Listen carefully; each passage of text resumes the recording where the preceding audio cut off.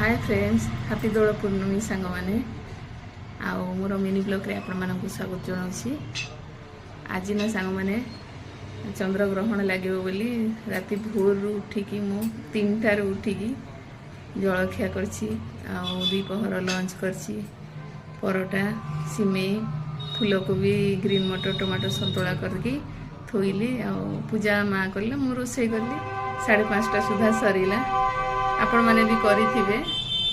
चलतु एबे मु राति वीडियो करि पारलिनी सकाळ पूरा निद लागिला सोईथिली एने उठिली देखंतु एमाने सब खाइलेनी एने सकाळे आउ एबे पुणी रखिछि दीपहर पई जा खाइबे आ चलतु किछि किछि देखि देबी मु कोन करछि।